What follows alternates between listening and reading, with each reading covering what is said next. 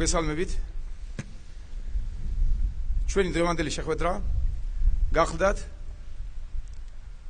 გაგრძელება იმ ჯანსაღი პოლიტიკისა, რომელიც მე და ჩემმა გუნდმა შემოვიტანეთ საქართველოს პოლიტიკურ სივრცეში.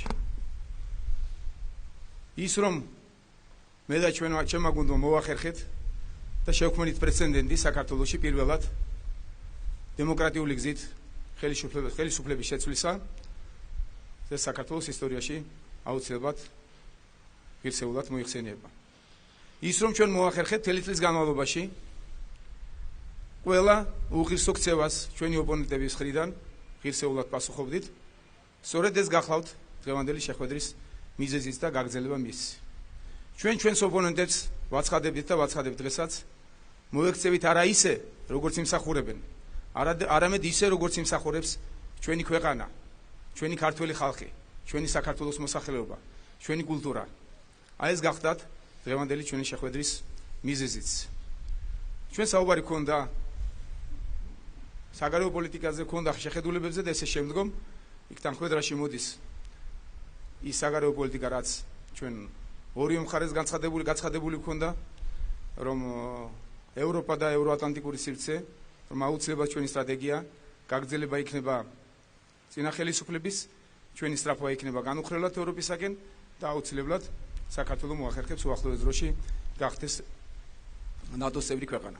აი დაახლოებით ესეთი ტიპის საუბარი გქონდა. კარგია რომ ჩვენ მოვახერხეთ შეხვედრა იმ მოახერხა თვითონ სააკაშვილმა ის განცხადება, რაც მე შეუქეი, რომელიც მან გააკეთა არჩევნების პროცესში და არჩევნების ბოლოს. ჩვენი დღევანდელი შეხვედრაც ემსახურება იმას, რომ ჩვენ ვაჩვენოთ, რომ ჩვენ ვართ კულტურული ერი, ჩვენ ვიწყებთ ახალ ცხოვრებას და ჩვენს ოპონენტებს ყოველთვის ღირსეულად მოექცევით. დიდი მადლობა. მე მინდა ყველას გითხრათ, რომ დღეს არის ისტორიული პროცესი. პირველად ამ რეგიონში, პოსტსაბჭოთა სივრცის ამ ნაწილში ხდება აღმასრულებელი ხელისუფლების უმეტესი ფუნქციების მშვიდობიანად დემოკრატიულ ფარგლებში გადაცემა. ქართულმა ხალხმა გააკეთა თავის არჩევანი. ჩვენ ყოველთვის ვამბობდით და ვიტყვით მომავალში, რომ ქართველი ერის არჩევა შევეცოთ პატივს. ქართველი ხალხი არის უზენაესი მოქმედი პირი ქვეყანაში, რომელიც განსაზღვრავს პოლიტიკურ პროცესებს. ჩვენ ვისაუბრეთ და რა თქმა უნდა, არავისთვის არ არის მოულოდნელი, რომ ჩვენ შორის რჩება ფუნდამენტური განსხვავებები ძალიან ბევრ პოლიტიკურ საკითხზე, ძალიან ბევრ ეროვნულ საკითხზე.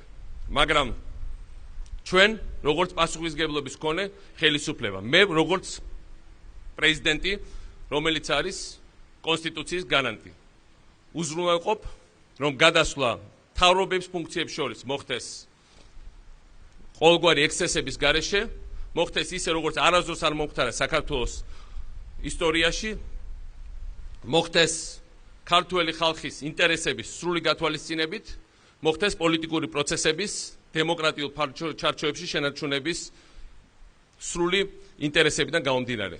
ჩვენ უნდა შევინარჩუნოთ დემოკრატია, მივახციოთ იმას, რომ თავისუფალი არჩევნები საქართველოში მომავალშიც გაგრძელდეს, რომ დემოკრატია საქართველოში პირიქით გაძლიერდეს და საშუალება იქნეს ყოველთვის მისი განვითარების და ქართულ ხალხს შეექმნას უკეთესი პერსპექტივები. მე როგორც პრეზიდენტი და ჩვენ ყველანი ვიზრუნებთ იმაზე, რომ ქართული ხალხის ინტერესები იქნას დაცული, ეს იყო ყოველთვის რაც მამოძრავებდა, ეს იქნება ჩემი მამოძრავებელი ძალა მომავალ თვეებში, მომავალ წლებში, მომავალ ჩემს და ყველა ჩემი თანამებრძოლის მოღვაწეობაში.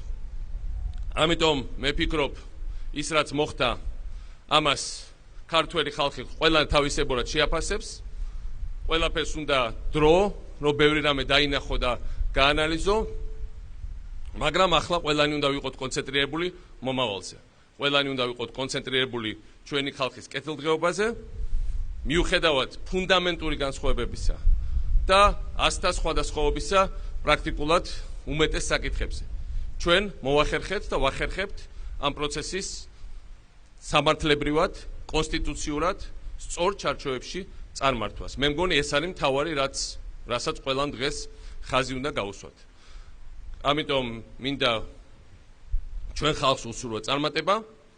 დარწმუნებული ვარ, რომ საქართველოს ექნება ძალიან მაგარი მომავალი და ჩვენც ვაპირებთ ამ მომავლის მნიშვნელოვანი ნაწილი ვიყოთ როგორც ამ ქვეყნის მოქალაქეები და როგორც პოლიტიკოსები.